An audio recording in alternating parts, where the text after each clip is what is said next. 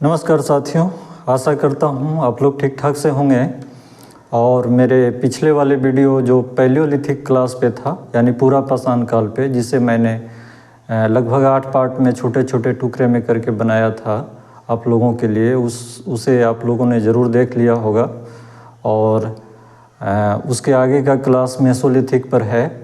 तो मुझे आशा है कि आपको ये क्लास भी अच्छा लगेगा। हाँ, थोड़ा आपको क्लास मेसोलिथिक पे मिलने में 2-4 दिन देर हो गई है, इसके लिए क्षमा करेंगे। और आइए आज हम मेसोलिथिक पर बात करते हैं। पैलियोलिथिक के बहुत सारे साइट्स और सारी चीज़ों पे बात हो गई थी, तो उसके अगला जो चरण है वो मेसोलिथिक का है। तो जैसा कि आप देख रहे हैं बोर्ड पे, इसके अनुसार आप जो है, इसमें मैंने पहले प्रमुख विशेषताओं पर केंद्रित किया है। पैलियोलिथिक का जो क्लास है उसके अनुसार ये मेसोलिथिक है, इस पर मैंने प्रमुख विशेषताओं को पहले आप समझेंगे और विशेषताओं को आप तुलनात्मक रूप से समझेंगे। तुलनात्मक रूप से समझने का मतलब क्या है कि आप पैलियोलिथिक में किस तरह की जो विशेषताएं थी, किस तरह का सिचुएशन था, उसको भी आप यहाँ रिवीजन कर लेंगे और मेसोलिथिक का भी आप पढ़ेंगे। तो दोनों को तुलना करके अगर पढ़ेंगे तो एक माइंड मैप बन जाएगा और आपके स्मरण शक्ति मजबूत हो जाएगी इस चीज़ को समझने में और याद रखने में और परीक्षा के दृष्टिकोण से। तो इसीलिए मैंने इसे मध्य पाषाण काल को प्रमुख विशेषताओं को पॉइंट वाइज लिया है। पॉइंट वाइज का मतलब है बिंदुवार, मतलब एक एक बिंदु को समेटते हुए। तो इसमें 15-16 बिंदु हैं, लेकिन मैंने यहाँ भी कुछ ही लिया है जगह कम होने के कारण। तो आइए सबसे पहले हम कालखंड पे बात करते हैं। ये जो कालखंड है मेसोलिथिक का, तो मेसोलिथिक का जो कालखंड है भारत में वो 9000 BC से लेकर के 5000 BC है। इसका एक कालखंड और है, याद रखिएगा, 10,000 BC से 5000 BC। याद रखिएगा, 10,000 से 5000 BC। ये ऐसा क्यों? तो कुछ जगह पे ऐसे जो कुछ स्थल ऐसे हैं जहाँ पे मतलब 10,000 से यानी 1000 साल और पहले से साक्ष्य मिलता है। तो इसके वजह से कुछ इतिहासकारों द्वारा ये है। लेकिन अगर परीक्षा में आपको ये दोनों ऑप्शन मिल जाए तो आप 9000 पे टिक करिएगा, ये सर्व स्वीकृत है। और अगर एक ही ऑप्शन है तब तो कोई बात नहीं है, 9000 से 5000 या 10,000 से 5000। इसके पीछे का मेन कारण ट्रांजिशन पीरियड है। कुछ जगह से ऐसे साक्ष्य मिले जो 1000 BC पहले तक का मिल रहा है, तो इतिहासकारों का कहना है कि नहीं 10,000 है, तो एक मत नहीं है। तो बात आप समझ गए कि कोई अंतर नहीं है, लेकिन सर्व स्वीकृत 9000 BC से लेकर के 5000 BC इसका कालखंड है। और इसकी पहले जिस तरह से वहाँ भी लिंग सुंगूर में और सबसे पहले पलवरम इस सब जगह में जो खोजा गया था, तो इसका भी कुछ है। पहले एक्चुअली जो आज पढ़ रहे हैं ये प्री हिस्ट्री को मूल रूप से पाषाण काल ही कहा जाता था, मतलब स्टोन एज। लेकिन जब नए नए चीज़ मिले, नए नए अनुसंधान होने लगे, तो इसमें जब विविधताएं आने लगी तो इसका भी उपवर्गीकरण किया गया प्री हिस्ट्री का, जिसमें एक बीच का जो वर्गीकरण है मध्य पाषाण काल, ये एक निकल के आया। तो कैसे आया? तो सबसे पहले इसकी खोज जो है CL कार्लाइल, याद रखिएगा, ये व्यक्ति हैं, विद्वान हैं, आर्कोलॉजिस्ट हैं, CL कार्लाइल ने 1867 ईस्वी में विंध्याचल के क्षेत्र, जो आज विंध्याचल पर्वत है, विंध्य का क्षेत्र है, वहाँ से बहुत सारे ऐसे टूल्स निकाले, उनको मिल गया अनुसंधान के क्रम में। तो इससे एकदम तस्वीर ही बदल गया। जो हम मोटे तौर पे स्टोन एज कह रहे थे, तो अब वर्गीकरण हुआ। ये सब जो है वो वर्गीकरण का कारण बना और इसके वजह से एक मध्य पाषाण काल आया, यानी मेसोलिथिक। इसको अंग्रेजी में मेसोलिथिक कहते हैं। तो ये नव पाषाण काल आप समझ रहे होंगे, नियोलिथिक और पैलियोलिथिक। तो पैलियोलिथिक के इसके पहले और नियोलिथिक इसके बाद है, तो दोनों के बीच के ही काल है, तो इसलिए इसे संक्रमण काल भी कहते हैं। इसे जो है संक्रमण काल कहते हैं, संक्रमण काल है।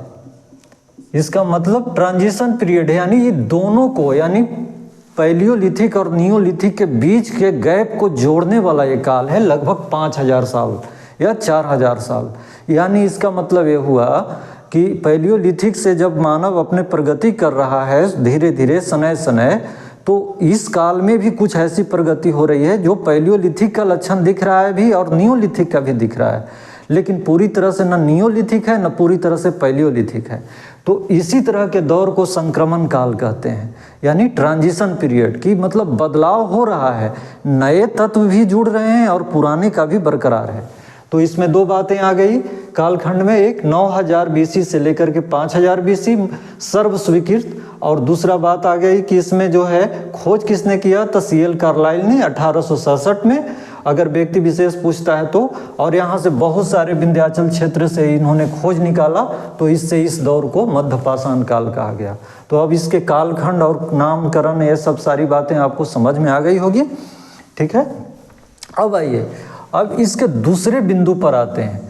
इसके दूसरे बिंदु है वातावरण में परिवर्तन, यानी इन्वायरमेंट में चेंजिंग, बदलाव क्या हुआ। तो प्री हिस्ट्री में पैलियोलिथिक में जो वातावरण था उससे इस दौर का वातावरण बदला। प्री हिस्ट्री जो में पैलियोलिथिक में तापमान काफ़ी कम था, मतलब ठंड बहुत ज़्यादा थी, पूरा जो सतह था भूमि का वो लगभग घिरे हुए थे बर्फ से, और अनुकूल नहीं था मनुष्य के लिए, फिर भी मनुष्य अपना प्रगति कर रहा था।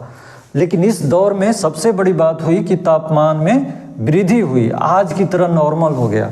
दूसरा जो बिंदु आया इसमें, वो घास के मैदान उभरने लगे। क्यों? क्योंकि पर्वतों पर से या भूमि पर से जो बर्फ़ का सिलियाँ पिघलने लगे तापमान से, तो वो खाली पड़ा, तो फिर वहाँ घास जैसे चीज़ें इस तरह से पैदा होने लगी, मतलब उभरने लगी, उगने लगी। तीसरा जो बात है मीठे जल स्रोत, जब बर्फ़ पिघलने लगे तो मीठे जल स्रोत के रूप में, नई नई नदियों के रूप में उनके पास जल स्रोत आए। जो मीठे जल स्रोत का मतलब ही नहीं है कि चीनी मिला के कोई पानी पिया गया हो या गुड़ मिला के पिया गया हो, नहीं, मीठे मतलब मीठे पानी। आप इतिहास के स्टूडेंट हैं और कंपटीशन के छात्र हैं या पढ़ लिख रहे हैं तो ज़रूर बात समझ रहे हैं कि मीठे पानी यानी और खारे पानी क्या होता है। तो मीठे पानी वही पानी है जो नदियों के जल स्रोत के रूप में उभरे और बर्फ़ों को पिघलने से ऐसा हुआ। चौथी जो बात इसमें चेंजिंग आया वो अनुकूल वातावरण आया। तापमान जब नॉर्मल हो गया तो वातावरण उसके लिए, मनुष्य को एडॉप्ट करने के लिए अनुकूलित हो गया और उससे सहज हो गया जीवन जीना। न ज़्यादा ठंड थी न ज़्यादा गर्मी थी, इस तरह से नॉर्मल सिचुएशन आज की तरह मानिए, मान के चलिए मोटा मोटी कि आज की तरह।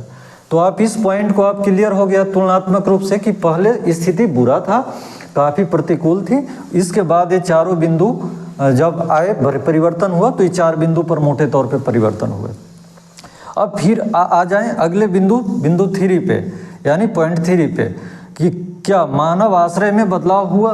तो हाँ, पहले जो मानव आश्रय से मतलब जो प्रारंभिक जो घर था, प्रारंभिक जो उन्होंने शेल्टर बनाया था उसमें बदलाव आया। प्रारंभ में आप यहाँ ध्यान दें, देखिए यहाँ शॉर्ट में मैंने पैलियो लिखा है, तो पैलियोलिथिक है, मतलब पूरा पाषाण काल में वो कहाँ रह रहे थे, पुराने नदी मार्ग में रह रहे थे, जल बेसिन में रह रहे थे। बड़े बड़े नदियाँ जैसे सोहन नदी घाटी क्षेत्र में, सिंधु नदी घाटी में, कृष्णा कावेरी क्षेत्र में, उसके बाद जो है हिमालय के तराई वाले क्षेत्र में, गुफाओं में, पठारों में, संघाओं की गुफाओं में, अफगानिस्तान में, जो मैंने पिछले वीडियो में पढ़ाया है, आप उसे देखेंगे तो सब बातें स्पष्ट हो जाएगी। रेगिस्तानी क्षेत्रों में जैसे कि थार के रेगिस्तान वाला और आज के पाकिस्तान बॉर्डर जो भारत पाकिस्तान का है, जो उसमें सिंध क्षेत्र और राजस्थान का थार रेगिस्तान में, तो इस सब क्षेत्रों में रह रहे थे। तो पहले जो थे वो मनुष्य, उनका जो शेल्टर था यानी आवास थे, वो अपना जहाँ वो उनका जीवन यापन या रह रहे थे घुमंतु रूप में या जिस भी रूप में, तो वो उनकी ए वाला एरिया था। लेकिन यहाँ आकर के मेसोलिथिक में स्थिति बदल गई। देखें यहाँ तीर के निशान से मेसोलिथिक को हम यहाँ लिए हैं, शॉर्ट में इसको मेसो से दर्ज किए हैं ताकि जगह कम हो लगे। तो यहाँ बदलाव आता है।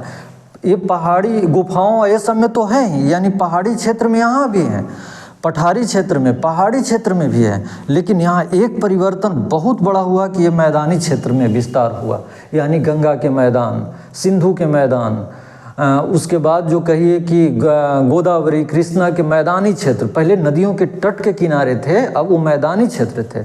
अब सवाल पूछे कि ऐसा क्यों था कि तट के किनारे थे तो उनको आसानी से भोजन मिल जाता था, जैसे मछलियाँ पकड़ के नदियों से खा लेते थे, जल स्रोत से। वहाँ पे शिकार आसान से आते थे क्योंकि पशु जो है पानी पीने के लिए जब आते थे तो वो शिकार मिल जाता था। उसके बाद जो है वहाँ पे वो पेड़ पौधों के बीच रह करके छिप करके शिकार, आखेट, फल फूल ये सब मिल जाते थे। लेकिन अब ये मैदानी क्षेत्र में भी विस्तार हुआ, फिर तटीय क्षेत्रों में विस्तार हुआ। यानी पहले आप देखे थे कि तट के किनारे नहीं थे लोग, बीच वाले एरिया में थे, लेकिन यहाँ तटीय क्षेत्र में, आप यहाँ केरल में देखेंगे, केरल के क्षेत्र पे, तमिलनाडु के तटीय किनारे पे देखेंगे, यहाँ पे बम्बई के किनारे या जो मुंबई है उसके कोंकण वाले तट में, तटवर्ती क्षेत्रों में देखेंगे यहाँ निवास। तो उसके बाद छोटे नदियों के किनारे, यहाँ बड़े बड़े नदियों के किनारे थे, तो यहाँ आकर के छोटे नदियों के किनारे भी इनका आवास शेल्टर बसने लगा। उसके बाद फिर सैंडी एरिया, सैंडी एरिया मतलब वैसे बालू वाला क्षेत्र जहाँ बालू विस्तृत है, जैसे यहाँ रेगिस्तानी एरिया, तो यहाँ भी रेगिस्तानी सैंडी एरिया में है, जैसे कि उड़ीसा वाले तटीय किनारे में या राजस्थान गुजरात वाले सैंडी एरिया में। तो आप समझ रहे हैं कि ये काफ़ी बदलाव आया इस दौर में। तुलना अगर करें पैलियोलिथिक से तो इसका ये सारे चीज़ें हैं जो इस क्षेत्र में बस रहे हैं, लेकिन यहाँ आने के बाद ये सारे इनका विस्तार हुआ। तो ये मोटा मोटी 2 पॉइंट बनता है आपको माइंड मैप बनाने के लिए कि अब प्रवास क्षेत्र या आव्रजन या आश्रय का क्षेत्र काफ़ी विस्तृत हो गया है। किसके तुलना में? पैलियोलिथिक के तुलना में। मेसोलिथिक में विस्तार कर गया है। अब विस्तार करेगा तो संपर्क भी बढ़ेगा, तो इनका संपर्क का क्षेत्र भी विस्तार कर गया है, तो इनका अधिक लोगों से या ज़्यादा एरिया में संपर्क क्षेत्र बढ़ रहा है। तो ये बदलाव आया, तुलना करके देखें तो ये बदलाव आया। तापमान में, वातावरण में यहाँ बदलाव आया, और कालखंड में यहाँ बदलाव आया। और ये जो आश्रय है तो देखें, ये इनका आश्रय था पहले यहाँ, अब आकर के यहाँ शिफ्ट होने लगा। और यहाँ भी हैं गुफाओं में, यहाँ भी गुफाओं में है, ऐसे भीमबेटका की गुफाएं, आदमगढ़ की गुफाएं यहाँ भी है, तराई क्षेत्र में भी है। लेकिन आप इस क्षेत्र से होते हुए मानव जो है मेसोलिथिक मध्यपाषाण काल का वो विस्तार कर रहा है, वो आगे घूम रहा है, वो अधिक चीज़ों के खोज में है, भोजन के खोज में है, मतलब शिकार का और अन्य सारी चीज़ों में, तो इसलिए विस्तार हुआ। तो बात आप समझ गए होंगे। चौथा जो बिंदु है इसका, वो अध्ययन का स्रोत के आधार पे है। आपने एक क्लास में मैंने आपको स्रोत को पहचानने के लिए बताया था, संक्षिप्त परिचय दिया था कि स्रोत कितने प्रकार के कैसे कैसे होते हैं, तो उसको आपने देखा ही होगा। तो उसके अनुसार अगर आप देखिए तो पैलियोलिथिक को अध्ययन करने का जो स्रोत था पैलियोलिथिक का, वो क्या था आपको याद होगा पिछले क्लास से। पैलियोलिथिक को अध्ययन करने का जो स्रोत था वो केवल पाषाण औजार था, मतलब स्टोन का औजार मुख्यतः, मतलब मेन औजार अगर कहिए पैलियोलिथिक का तो स्टोन का था औजार। उसके बाद थोड़ा सा पशु जीवाश्म यहाँ पे आया था, मानव नहीं, पशु जीवाश्म, जिसमें हड्डी सींग कहीं कहीं मिल जाता था, थोड़ा बहुत देखने के लिए ऐसा मिला। उसके बाद गुफा चित्र भीमबेटका में या उसकी आकृतियाँ उसके अध्ययन के लिए थे। तो ये स्रोत इस दौर का यानी पैलियोलिथिक दौर का जो स्रोत था यही स्रोत था, इसी के आधार पर उसको अध्ययन किया गया, इसी के आधार पर उस दौर के समाज और संस्कृति को समझने का कोशिश किया गया, उनके क्षेत्र को समझा गया, विस्तार क्षेत्र को। लेकिन मेसोलिथिक दौर में स्थिति बदल जाती है। ये सब तो है ही, मतलब पाषाण का उपकरण भी प्रमुख है, जीवाश्म भी है, पशु का गुफा चित्र भी है। तो ये देखिए यहाँ पे उपरोक्त सभी, इसका मतलब है पैलियोलिथिक वाला सभी। उसके बाद मानव जीवाश्म यहाँ पे आ गया, यहाँ पे मानव सर्वप्रथम मेसोलिथिक में ही मानव जीवाश्म मिला। मतलब आप इतिहास में अगर भारत के इतिहास में देखें या भारतीय उपमहाद्वीप में तो सबसे पहले मेसोलिथिक में मानव जीवाश्म आया। इसके पहले कहीं भी भारतीय उपमहाद्वीप में मानव का जीवाश्म नहीं मिला था, पशु का मिला था। तो ये एक यूनिक बात है कि मेसोलिथिक में प्रगति है कि मानव कंकाल कहाँ से, तो मैं साइट पढ़ाऊंगा तो डिटेल्स पढ़ाऊंगा। अभी उदाहरण स्वरूप कहें भीमबेटका से, आदमगढ़ से, चौपानी मांडो से, लघननाज से, ये सब क्षेत्रों से बहुत सारे कब्रें मिले, मानव कंकाल मिले। तो आप कह सकते हैं कि इस दौर में प्रगति हो रही है इतिहास को जानने के लिए, यानी स्रोत में प्रगति है, अध्ययन का स्रोत में प्रगति है। और इस दौर के लिए साच अधिक अब मिल रहा है। स्वाभाविक है, आप देख रहे हैं पहले बढ़ गया साच, मानव जीवाश्म अब मिल गया है, यहाँ लकड़ी भी मिल जा रहा है कहीं कहीं, लेकिन वो लकड़ी सड़ा गला है, वो टेक्नोलॉजी में आप समझेंगे तो कहीं आपको दिखेगा आपको उपयोग, जो मैं अगले हिस्से में लेके आऊँगा। तो इस बात को आपने समझ गया होगा कि क्या परिवर्तन है, तुलना करके कि एक साथ आपको माइंड में पैलियोलिथिक वाली बातें भी चल रही है और उसके बाद आप परिवर्तन देख रहे हैं कि मेसोलिथिक में क्या परिवर्तन हो रहा है। उसके बाद आइए पाँचवा पॉइंट पे। ये पाँचवा जो पॉइंट है, ये पाँचवा पॉइंट को देखें कि औजार गुणवत्ता में बदलाव। गुणवत्ता कहने का मतलब क्या है? क्वालिटी। जैसे देखते हैं ना कि कपड़े बुनते हैं तो कोई कॉटन का होता है, कोई टेरी कॉटन का होता है, टेरी लिंक का होता है, कोई ऊनी का होता है। तो उस तरह से कपड़े का जब क्वालिटी है अलग अलग, तो उसी तरह से यहाँ औजार के गुणवत्ता था। तो पहले का जो उनकी गुणवत्ता या क्वालिटी थी वो मुख्यतः पुराने स्टोन से बनाया हुआ था, जिसको क्वार्टजाइट कहते हैं। पेवल मिलता था, सबसे पहले तो पेवल कहिए, जो नदियों के किनारे से आपको मिला था। पिछले क्लास में मैंने बताया हूँ, बहुत विस्तार पूर्वक इस पर बात किया हूँ। फिर क्वार्टजाइट था, चैल्सीडोनी था, सैंडस्टोन, बलुआ पत्थर, इसको बलुआ पत्थर कहते हैं, बलुआ पत्थर। तो ये सैंडस्टोन था। इस सब का प्रयोग मैक्सिमम चल रहा था पैलियोलिथिक में। आप ये ध्यान दें, दो हिस्सों में मैंने इसको बंटवारा करके आपको तुलनात्मक रूप से समझाने की कोशिश कर रहा हूँ। एक पैलियोलिथिक में ये सब ज़्यादातर उपयोग किए जा रहे थे, इस तरह का क्वालिटी वाले स्टोन का उपयोग। और उसमें फ्लिंट, चर्ट, अगेट, इस तरह का जो स्टोन था वो कम किए जाते थे, मतलब मिनिमम था उपयोग। लेकिन जैसे ही मेसोलिथिक दौर में आए तो यहाँ पे स्टोन का क्वालिटी चेंज हो गया, मतलब बेहतर और कीमती स्टोन का उपयोग करने लगे लोग, जिसमें जेस्पर एक प्रकार का स्टोन है, फिर कार्लेनियन है, और उसके बाद सॉफ्ट पेबल। यहाँ पे हार्ड पेबल था, मतलब कड़ा, जो बटिकास्म जिसको कहते हैं वो कड़ा कठोर था। यहाँ पे सॉफ्ट मुलायम टाइप का बटिकास्म का यूज हुआ।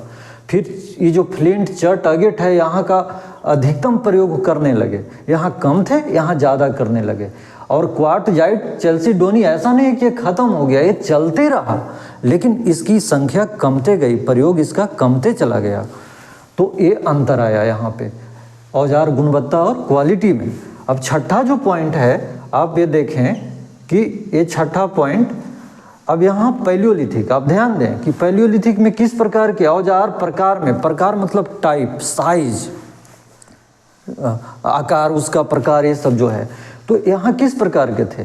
तो यहाँ स्थूल, बड़े बड़े, मतलब मोटे, स्थूल, भारी किस्म के औजार बन रहे थे। क्योंकि प्रारंभिक मानव का ये जो दौर था वो लगभग काफ़ी लंबा समय तक चला और धीरे धीरे अपर पैलियोलिथिक में थोड़ा सुधार होते जा रहा था।